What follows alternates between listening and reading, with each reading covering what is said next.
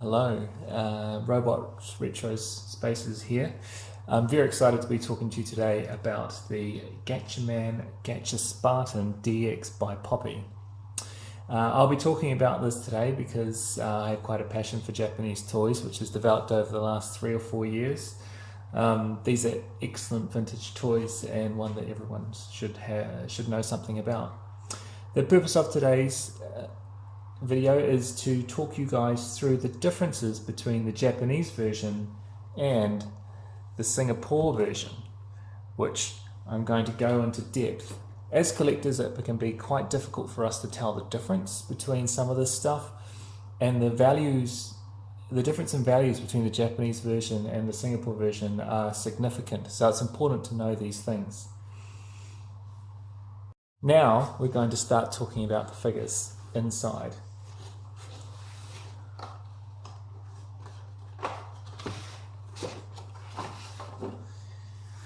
Once again, the box is very easy to tell. It's all in Japanese for the covering part, so it's very easy to tell that you're working with a Japanese one or not, or what it should be.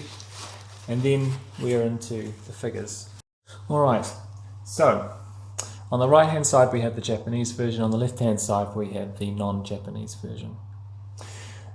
In my experience, I've figured out, or I've discovered that I really think that all of it can be split into two categories, Japanese and non-Japanese.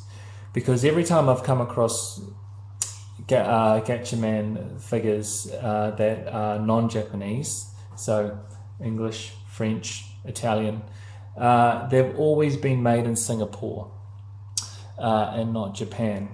And as far as I can see, those are the only two variations. I have seen on forums that someone's saying that the Italian versions are the same as the Japanese versions, but that is not so in my experience. You either have something that's released in Japan by Popy or something that's released to other markets from Singapore by Popy. Now I'm going to talk about the vintage toys themselves, the actual vehicles. I'm going to do this by splitting this up into a discussion about the vehicles and about the accessories, and also a little bit about the instructions. What you should note here is that this is the Japanese version, and on the top of it you really can't see much wrong or different with it than if I were to show you the non-Japanese version, which I'm going to do now.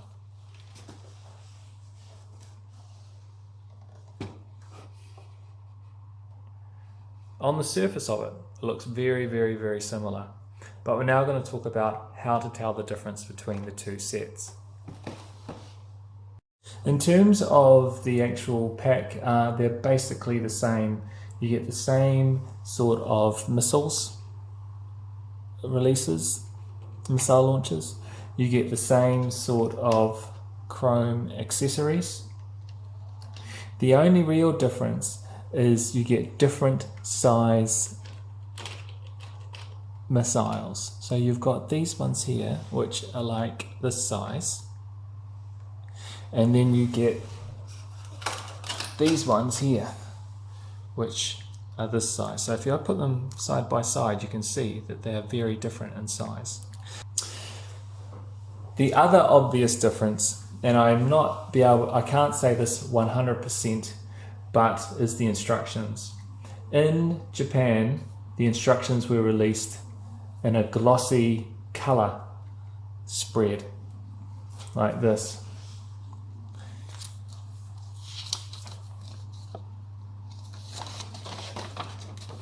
Double-sided.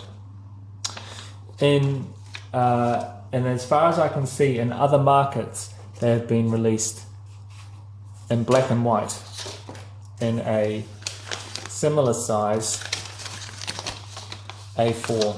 This one is not real. This is just a photocopy. I haven't been able to find myself an original copy of the black and white one yet.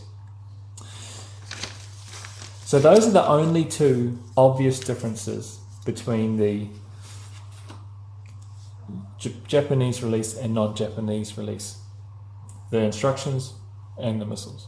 Now we're going to talk about things that are a little bit less obvious. Alright, point number 1 on the vehicles is the production stamp, which you may or may not be able to see clearly, but this one here is the Japanese one. So it says Japan there, the top right hand corner. All of the vehicles have a location stamp on them except for number 2. Number 2, come on there. Even when you spin out the things, do not have a production stamp on it. So, in my opinion, number 2 is the one that's most likely to be passed off as one that may or may not be Japanese. All the others have production stamps on them. The other interesting point to note is that in terms of the accessories on each of the vehicles, the chrome, the wings, things that might break, I really can't tell the difference between a wing on number 5 here and a wing on number 5 for the non-Japanese release version. Very, very similar. The only really way you could tell the difference between these two is by flipping them over and looking at the mark. This one says Singapore, this one says Japan. Now we're going to get to something that is very tricky. And I think that if you are going to be a purist about this, is going to be very important to you. But if you're not a purist, it probably won't be as important. I'm a purist. I would prefer that things are exactly as they should be. So we're going to talk about it. And it has to relate to these little minifigures here. There we go. These are the Japanese ones. And then these are the Singapore ones, which I'll just take out. Now, the question is, how can you tell the difference between the Japanese one and the Singapore ones? Now, I myself found this one out through trial and error. I thought that they would be exactly the same and interchangeable. And from the molds, that is correct. If you were to have this little guy here and this little guy here, slightly different greens, but the mold is the same. And this is about, with these guys you can see the difference, but if I were to hold up the pink one, it starts to get harder to tell which is which. But the one sure way to tell is how bendy they are. If I have the Singapore one here, I can bend the legs a little bit, but the torso does not bend at all. But if I have the Japanese version, bend the legs and I can bend the torso. And that's how you tell the difference between the Japanese versions of the minifigures and the non-Japanese or Singapore versions of the minifigures. The color variation is there, but it's very difficult to spot. But really, it's in the bendiness of the figures. If you've got one that's stiff through the torso, you have a Singapore one. If you have one that's bendy through the torso, you have a Japanese one. And also, I would like to encourage everyone that has the polystyrene that goes along with the Gatchaman figures, so specifically with this one, which is the DX version, but then also the smaller version, which is PB94. These guys, especially the Japanese ones, not so much the Singapore ones, because of what they're made of, they react with the polystyrene.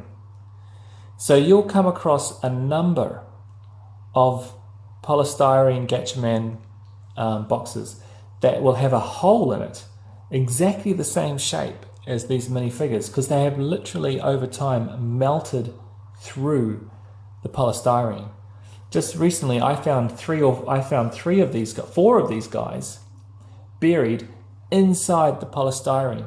So if you have a Gatchaman set and you have these guys and you're wondering where they are, you might get lucky. Just inspect your polystyrene. It may have gone down and through, and you can get these guys out. And when they come out, they'll be covered in almost like a layer of clear glue.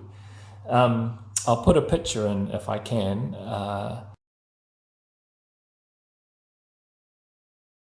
And these guys, to get that glue off, you just soak them in some lighter fluid for 2 or 3 hours, and then it just peels off and they're back to being brand new.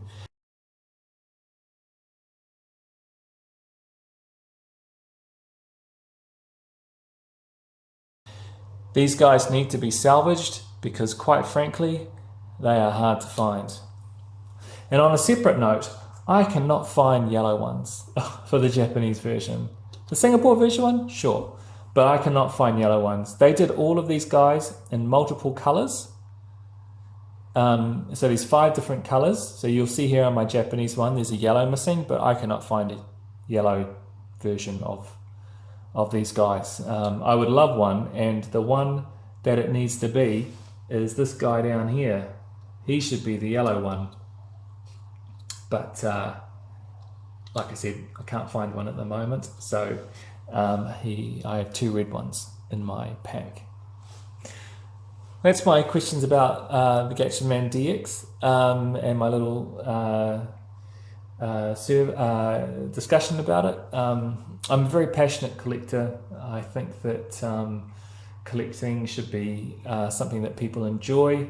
I don't think there are any shortcuts to collecting. It just takes time. So I think that if you are patient and wait for the real stuff to come up and not get persuaded to buy replications or repro parts, then your collection will be a lot better. And I also think would be a collection that has a lot more value. So if you have any questions, let me know. My Instagram is Robots Retro Spaces.